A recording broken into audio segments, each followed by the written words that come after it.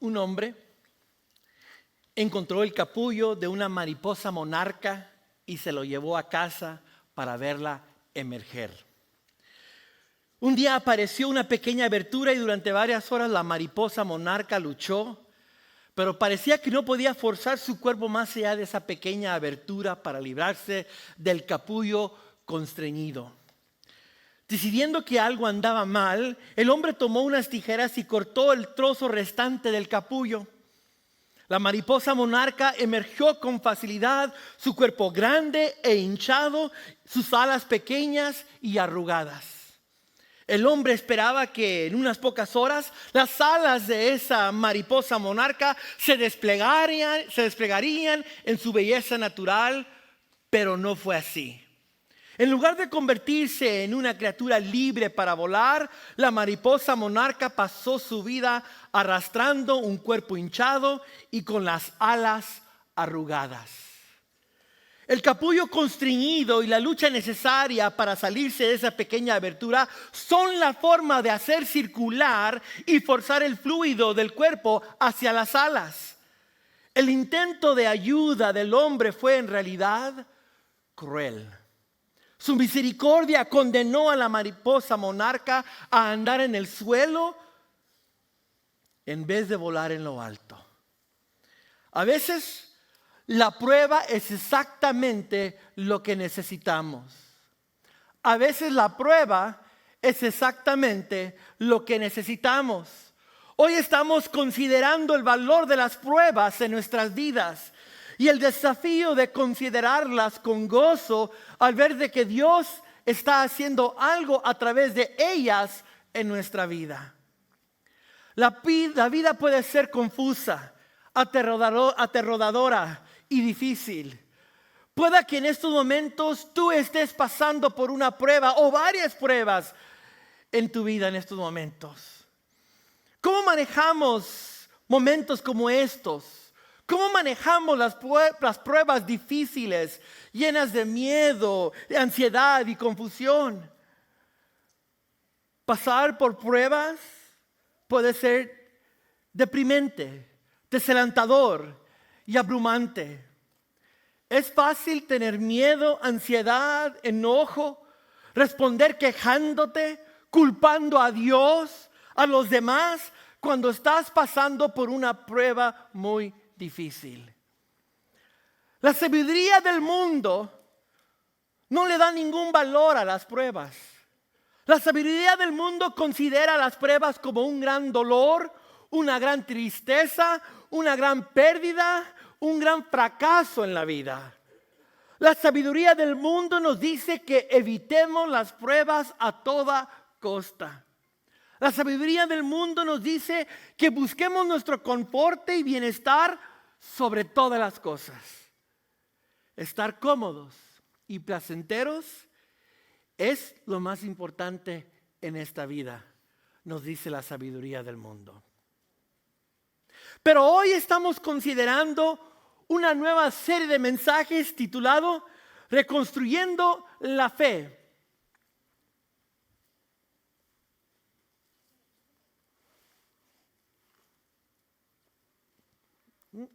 Reconstruyendo la Fe. Estamos estudiando por las próximas semanas, capítulo por capítulo, versículo por versículo, el libro escrito por el apóstol Santiago. Reconstruyendo la Fe. El libro de Santiago es justo lo que necesitamos para estos tiempos difíciles como estos. El libro de Santiago es inmensamente práctico y arraigado en las enseñanzas de Jesús. Santiago nos muestra cómo es vivir como cristiano a pesar de las pruebas en las que estamos viviendo en nuestras vidas. Un estudio profundo del libro de Santiago nos ayudará a reconstruir nuestra fe en nuestras propias vidas y nos ayudará a nosotros mismos a atravesar y madurar, capacitarnos para poder nosotros atravesar las pruebas y también ayudar a otros a salir adelante a través de ellas. Hoy Santiago nos dice una grande verdad. Santiago nos dice, considéralo todo por gozo.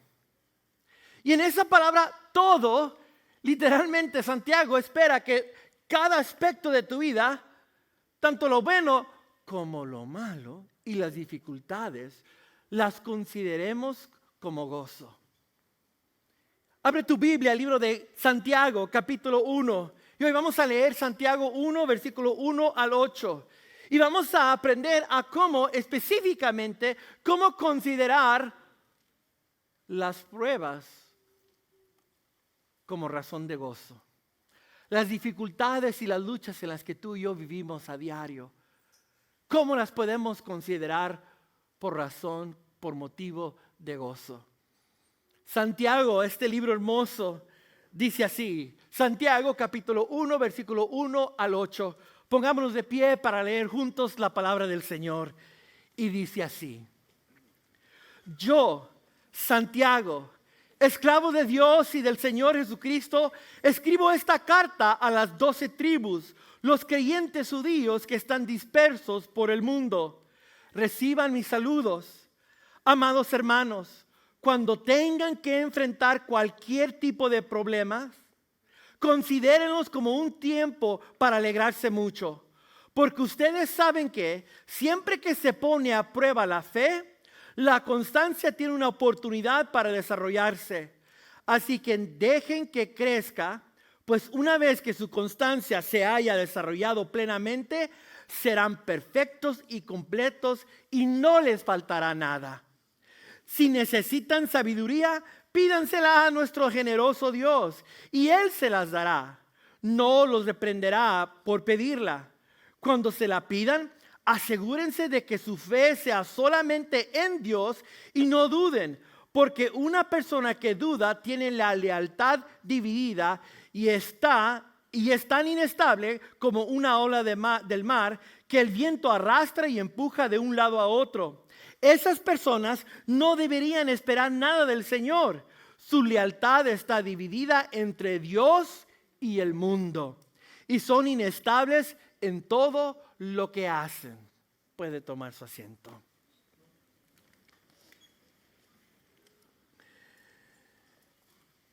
¿Qué nos dice Santiago en el principio de su carta? Al considerar y desmenuzar estos versículos. Primero nota que dice Santiago, yo, Santiago.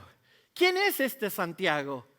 Bueno, lo interesante de que este Santiago es el medio hermano de Jesús.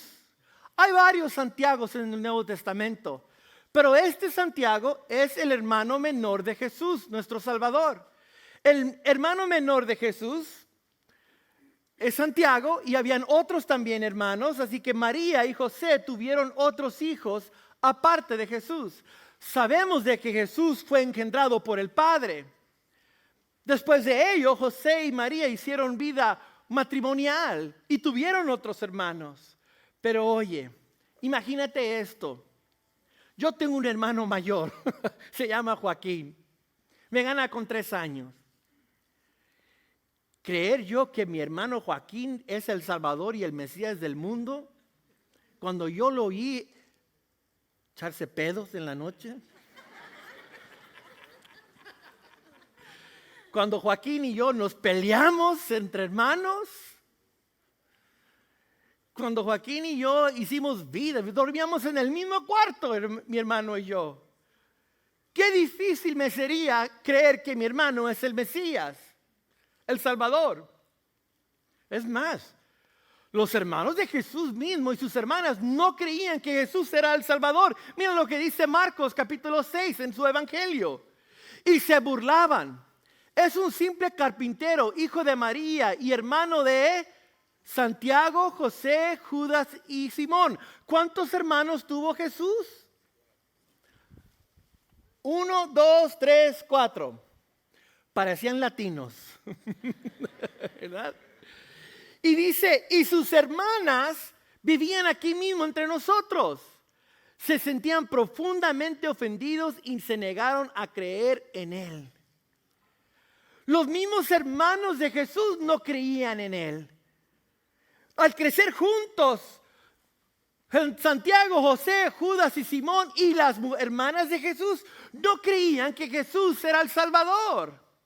Porque imagínate qué difícil hubiera sido para estos hermanos, medios hermanos de Jesús, creer que su hermano mayor es el Mesías, el profetizado, el ungido. Es una lucha, ¿verdad? Creerlo. Ahora, ¿qué es lo único que puede hacer que estos medios hermanos de Jesús creyeran de que Jesús es el Mesías, el Salvador? ¿Qué es lo único que quizás me diga, ay caray, sí es el Salvador? ¿Qué es lo único? La resurrección. Cuando tu hermano de sangre vuelve entre los muertos a la vida, claro que sí vas a creer, porque mira lo que dice ya después el apóstol Pablo. 1 Corintios 15:3. Yo les transmití a ustedes lo más importante y lo que se me había transmitido a mí también. Cristo murió por nuestros pecados, tal como dicen las Escrituras. Fue enterrado y al tercer día fue levantado de los muertos, tal como dicen las Escrituras. Lo vio Pedro y luego lo vieron los 12. Más tarde lo vieron más de 500 de sus seguidores a la vez, la mayoría de los cuales todavía viven, aunque algunos ya han muerto. Luego lo vio, ándale. Luego lo vio Santiago y después lo vieron todos los apóstoles. Nota que el apóstol Pablo resalta a dos nombres nada más entre aquí, a Pedro y a Santiago. Santiago llega a creer que Jesús es el Mesías y el Salvador porque Santiago vio a su mismo hermano, su hermano, medio hermano, lo vio resucitado, lo vio glorificado. Y claro que sí, Santiago llegó a la conclusión. Entonces regresamos al texto y mira lo que dice el texto. Dice el texto, verso 1, yo Santiago, que vi con mis propios ojos a mi hermanito mayor resucitar de entre los muertos, yo ahora soy esclavo de él. Porque él es, nota lo que se llama Santiago, él se llama esclavo de Jesús. Es la palabra griega doulos, que literalmente quiere decir ser esclavo de alguien, estar a la merced de alguien más. Nota que Santiago no busca sus palancas cercanas y dice, háganme caso porque Jesús es mi hermano de sangre. Yo mero soy líder en la iglesia porque Jesús fue mi hermano. Él no busca estatus. Santiago no busca honor. Es más adelante en la carta nos dice, tengan cuidado del favoritismo entre ustedes. Ahora, si había alguien que podía reclamar favor, era él. Porque su hermano mayor era ¿quién? Jesús. Pero ni Santiago usa su estatus. No usa su cercanía a Jesús para gobernar sobre los demás. Al contrario. En la carta de Santiago vamos a ver el tema de la humildad bañada por cada capítulo. Santiago reconoce cuál es el lugar verdadero de un seguidor de Cristo. Y el lugar verdadero de un seguidor de Cristo es ¿qué? Esclavo. Y nota cómo Santiago equivale a Jesús con ¿quién? ¿Cómo qué? Dios. Wow. Santiago está llamando a su medio hermano Jesús, Dios. Y dice el texto que Santiago escribe esta carta ¿a quién? A las 12 tribus, los creyentes judíos. Ahora, déjate digo algo por si no sabías. La primera carta de todo el Nuevo Testamento escrita es esta de Santiago. Antes de los evangelios, antes de las cartas de Pablo, los teólogos están en acuerdo que la primera carta escrita en todo el Nuevo Testamento es Santiago. Entonces, eso tiene razón. Si la primera carta escrita aproximadamente quizás entre unos 10, 15 años después de la resurrección de Cristo, quiere decir que la mayoría de los cristianos aún siguen siendo ¿qué? Judíos. Porque ¿dónde comenzó el cristianismo? ¿Con qué etnia? Con los judíos. Así que si esta carta es la más temprana, quiere decir que la mayoría de los cristianos en ese entonces, en ese momento, eran de etnia judía. Por eso, Santiago dice a las 12 tribus, los creyentes judíos. Porque la mayoría de los cristianos en ese momento eran judíos. Ahora, nota lo que está equivalando Santiago aquí.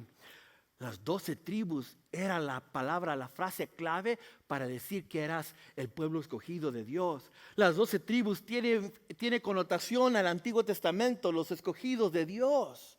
Las 12 tribus. Santiago está diciendo que ahora en Cristo Jesús, las verdaderas 12 tribus son los creyentes que están en Cristo. Y en ese momento da la casualidad, como aún no se había esparcido todavía el evangelio, la mayoría de ellos eran judíos. Pero nota lo que dice después al final. Estos creyentes judíos que están, ¿qué? Pasando por pruebas. Están dispersos. ¿Por qué están dispersos estos cristianos? Porque los judíos religiosos y la sociedad religiosa quiere acabar con este grupito de cristianos que creen que su Salvador resucitó. Ellos quieren apagarlos, quieren cortarlos de la faz de la tierra.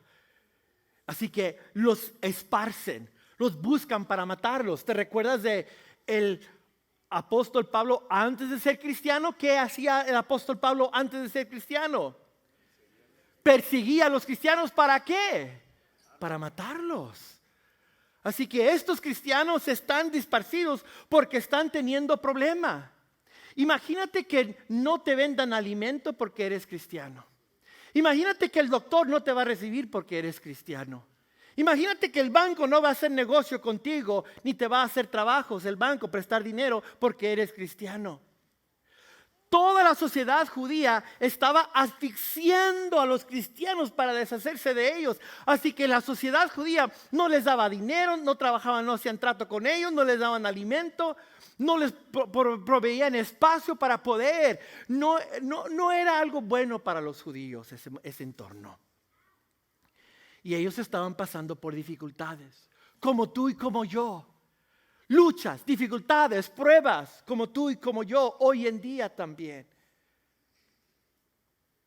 Batallando con enfermedades, batallando con problemas relacionales, batallando con problemas financieros, batallando con problemas laborales con mi patrón que no me hace caso, me peleo con mi patrón, problemas de toda índole. Por eso están dispersos, porque están pasando por dificultades, por pruebas. Eso nos identifica con la carta de Santiago. Así como ellos estaban pasando por pruebas, por problemas y dificultades, nosotros también estamos en ese mismo barco. ¿Qué nos dice entonces Santiago? ¿Qué debemos de hacer ante las pruebas y los problemas y las dificultades que nos enfrentamos? Santiago dice que tú y yo debemos de ¿qué? Considerar las pruebas como oportunidades de crecer y no como obstáculos. Allí comienza Santiago diciéndonos. Comienza cambiando tu perspectiva y viendo tu problema y tu dificultad como una prueba que te va a dar ocasión, te va a dar oportunidad de crecer. Eso es lo que quiere Santiago decirnos. El apóstol Santiago está diciendo que para responder bien ante las pruebas debemos de pensar correctamente sobre las pruebas. Como creyente, ¿en qué debes de pensar al considerar tus problemas y dificultades? ¿Bajo qué luz debes de ver tu problema y tu dificultad en la que estás pasando? ¿Cómo debo yo de considerar las pruebas? ¿Cómo puedo yo considerar mis pruebas actuales como una oportunidad de crecer y no como obstáculos? ¿Cómo puedo? Yo conozco la historia de muchos de ustedes que actualmente están pasando por prueba, por una dificultad, por una lucha. Y mi corazón duele por ti.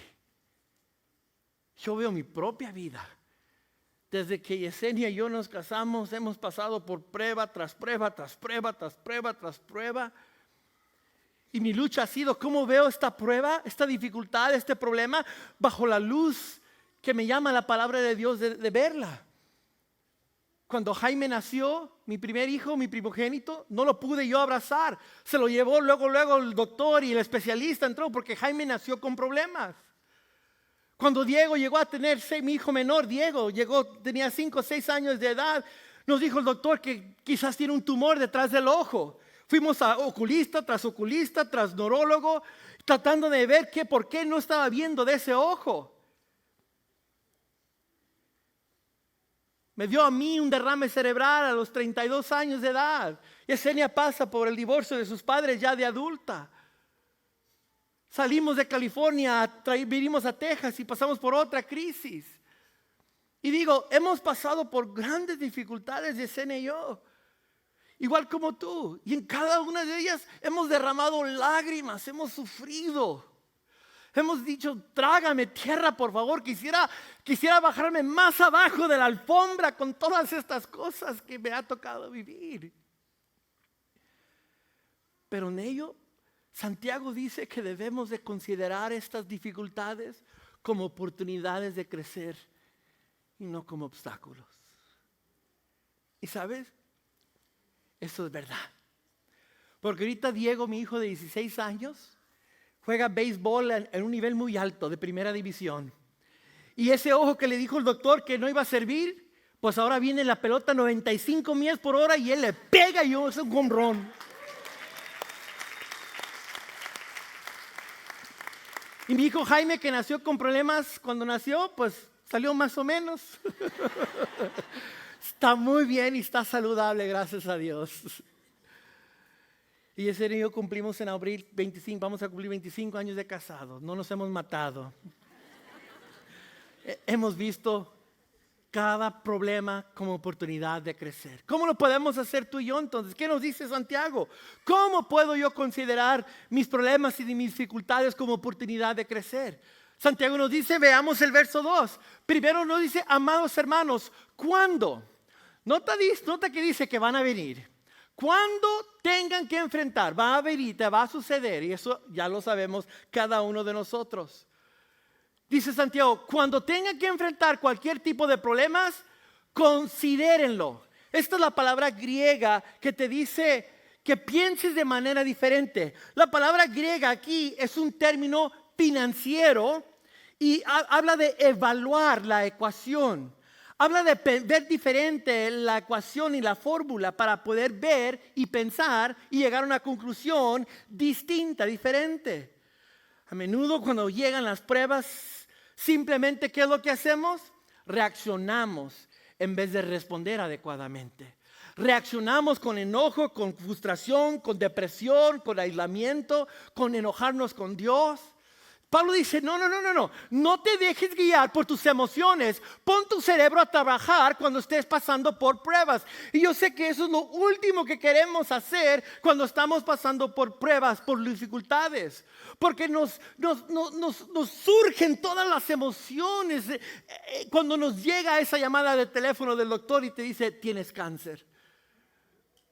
Cuando vas al doctor y tras doctor y no puedes encontrar la salida, surgen esas emociones y lo último que le doy espacio es a pensar. Pero Santiago dice, detente, ponte a pensar, ponte a analizar, ponte a tener dominio propio, que es parte del fruto del Espíritu Santo.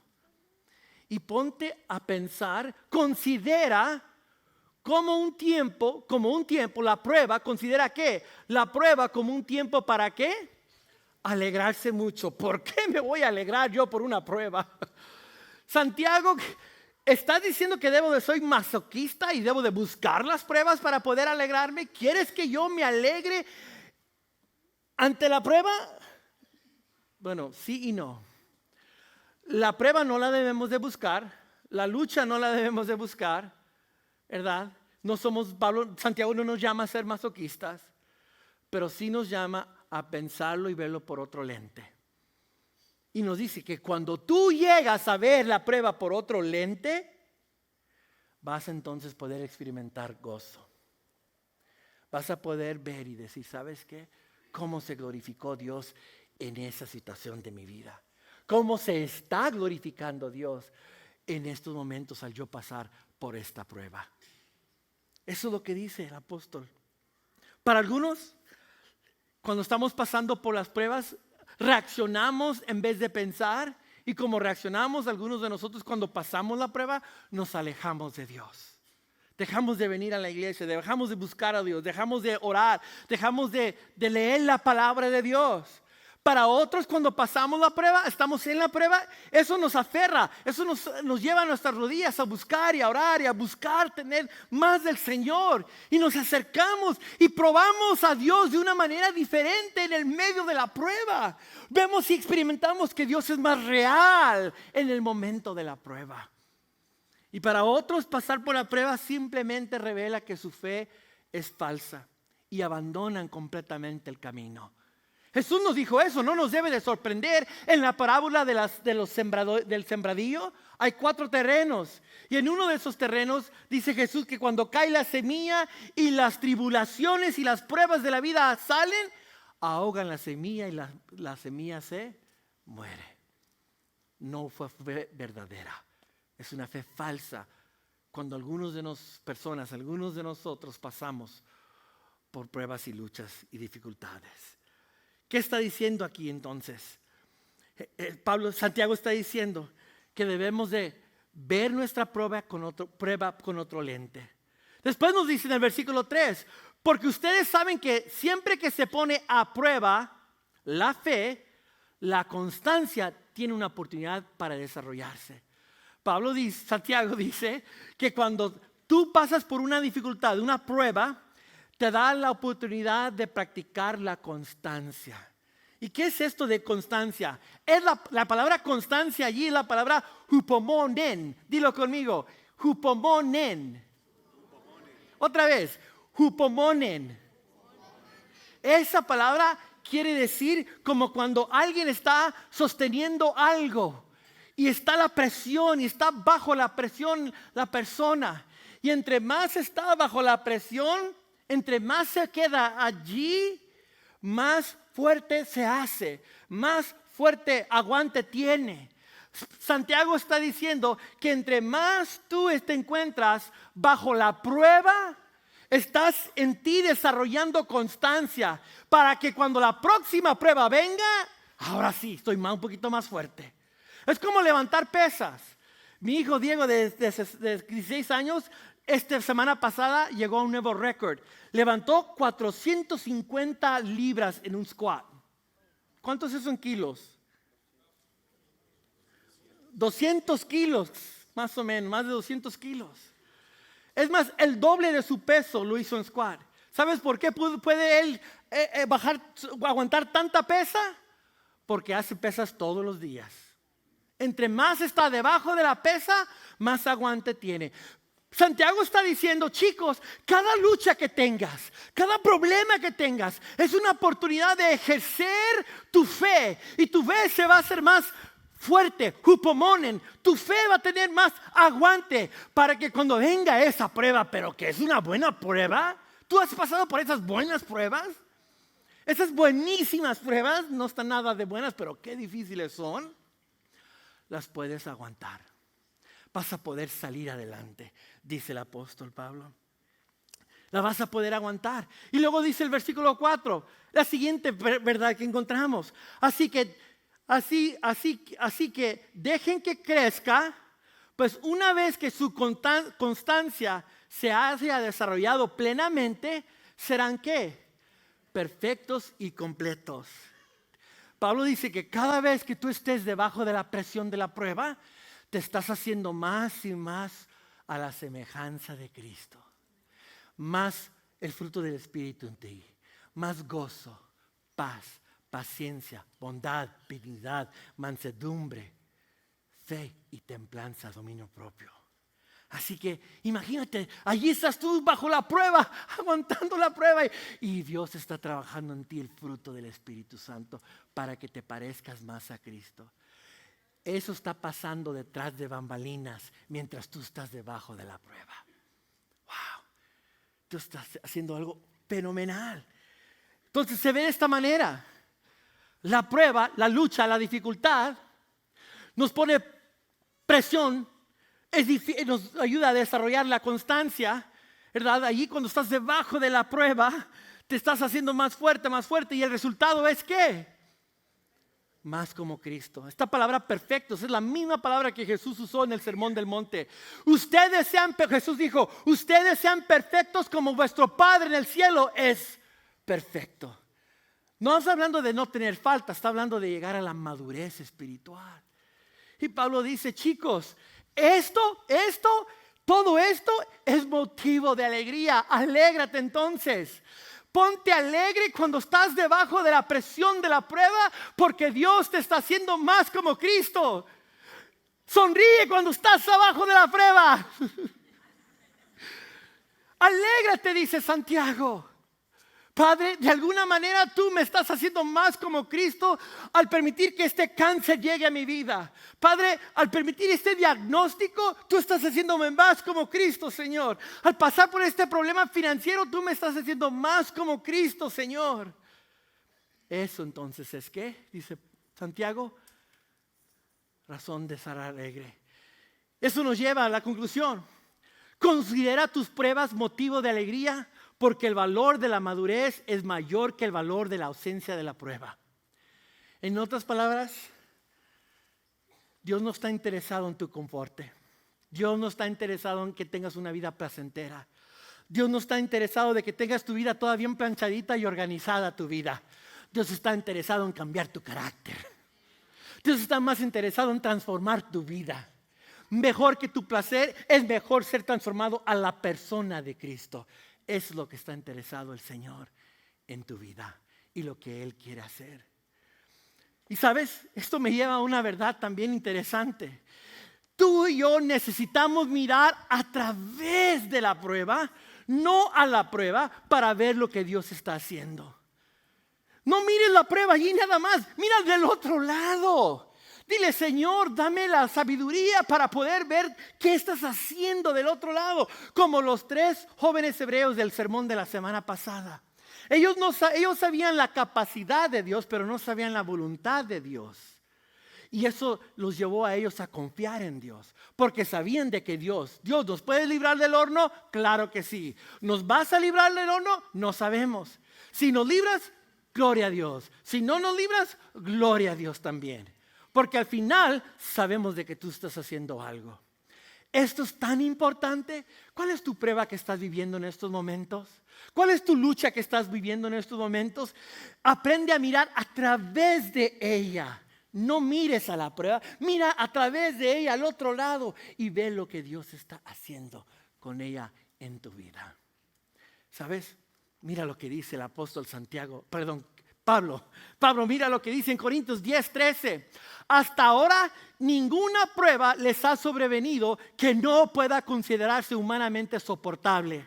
Dios es fiel y no permitirá que ustedes sean puestos a prueba más allá de sus propias fuerzas. Al contrario, junto con las pruebas les proporcionará también la manera de superarla con éxito.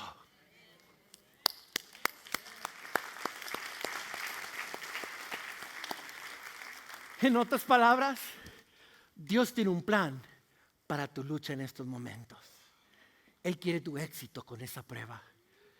Él quiere que tú salgas más que vencedor con esa lucha. Él quiere que experimentes un mayor grado de su persona cuando estés bajo la prueba. Ahora tú te dirás, pastor, ¿cómo entonces logra ver mi prueba, la lucha que estoy viviendo con otro lente? ¿Cómo le hago, pastor? Santiago nos da la respuesta. Él mismo nos dice cómo hacerle y nos dice esto. Él nos dice, pídele a Dios sabiduría para atravesar las pruebas. Pídele a Dios sabiduría para ver tu prueba bajo una nueva luz. Mira, fascinante. Mira cómo termina el versículo 4 y cómo comienza el versículo 5. Lo voy a leer, el versículo 4, cómo termina. Fíjate cómo termina el versículo 4. Dice así, el verso 4, cómo termina. Dice, desarrollando plenamente serán ¿qué? Perfectos y completos y no les faltará ¿qué? Ahora fíjate cómo comienza el versículo 5. Mira cómo comienza el 5. Si necesitan sabiduría. Espérate, Santiago. Acabas de decir que no nos va a faltar nada y ahora dices, si nos falta sabiduría, ¿cuál de las dos es entonces? Es como el Salmo 23. Jehová es mi pastor, nada me faltará. En lugares pastos, usted sabe, en delicados pastos me hará descansar, ¿verdad? Preparará mesa delante de mis enemigos. Salmo 23 es un salmo de confianza en Dios, de que Él puede obrar a pesar de que esté pasando por el valle de la sombra de muerte. En medio de la sombra de muerte, nada me faltará. Santiago está diciendo que nada nos va a faltar porque el Señor es nuestro pastor. Pero para que llegues a experimentar que nada te faltará y el Señor es mi pastor, tienes que pedirle a Dios sabiduría. Versículo 5, mira lo que dice. Si necesitan sabiduría, pídansela. Eso es orar. Ve al Señor en oración y dile, Señor, dame la perspectiva de lo que tú estás haciendo en esta prueba, en esta lucha, porque no la entiendo, Señor. No veo lo que quieres hacer a través de este divorcio. No veo lo que quieres hacer a través de esta bancarrota, Señor. Dame tu perspectiva. Dame tus ojos, Señor. Y me encanta cómo dice aquí en el griego, generoso Dios. Literalmente, cuando tú pones el adjetivo delante del sustantivo, estás sobresaliendo esa característica.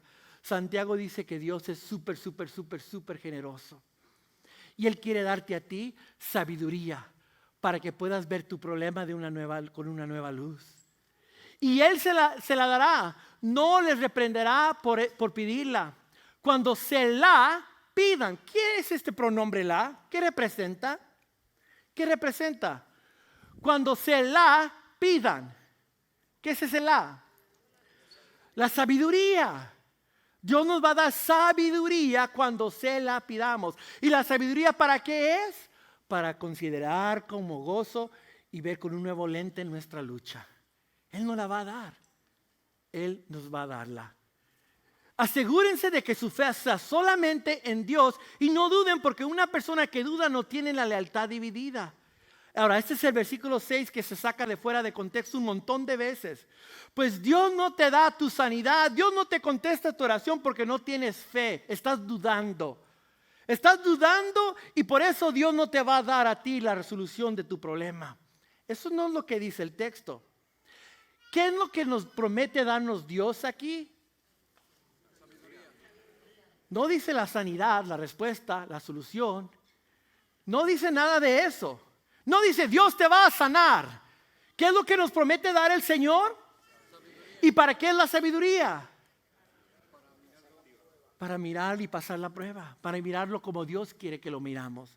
Y cuando te das cuenta de que Dios quizás a ti escogió permitirte que atravesaras por el cáncer, ahora que lo ves de su lente, dices, ahora ya entiendo por qué Dios permitió que el cáncer me diera. ¿Verdad? Pero si el Señor te sanó a ti, gloria a Dios, dale gloria al Señor y dile, Señor, ayúdame a ver por qué a mí me diste el regalo de la sanidad. Porque Dios a veces contesta a unos y a otros no les contesta. A Pablo, que le pidió 3 veces, quítame mi aguijón. ¿Cuál era el aguijón de Pablo? No sabemos. Algunos creen que fue una enfermedad. Algunos creen que fue un pecado con el que él luchaba. No sabemos. Solo lo que sí sabemos es ¿qué le dice Dios a Pablo? Velo de otro lente. Bástate mi gracia, Pablo. Considera lo que yo estoy haciendo en ti. Ve tu aguijón con un nuevo lente. Velo con la sabiduría que viene de mí. Eso es lo que nos dice. Dios promete darte a ti y a mí sabiduría para ver nuestro problema. Él quiere que tú veas y Él no te quiere dejar en las oscuras. Él quiere que tengas la certeza de por qué tú estás pasando por lo que estás pasando. Él quiere que sepas y que lo veas con su lente. Él dice allí al terminar, la lealtad dividida y es tan inestable, cuando no crees que Dios te puede dar esa sabiduría para ver lo que Él ve, eres como ese barco que va y que viene. La marea se lo lleva y eso no nos lleva a nada bueno. Entonces, es muy simple el mensaje de Santiago aquí. Es tan simple que aquí lo puede resumir en esta frase. Frente a las pruebas, debo considerarlas con alegría y pedir sabiduría. Eso es lo que nos dice Santiago en este mensaje. Sea lo que sea que tú estés pasando hoy, la lucha que estés pasando, la dificultad que estás pasando,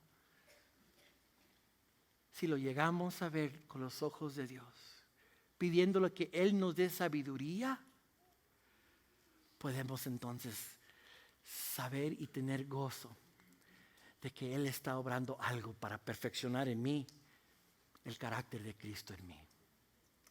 Padre, gracias te doy por tu palabra.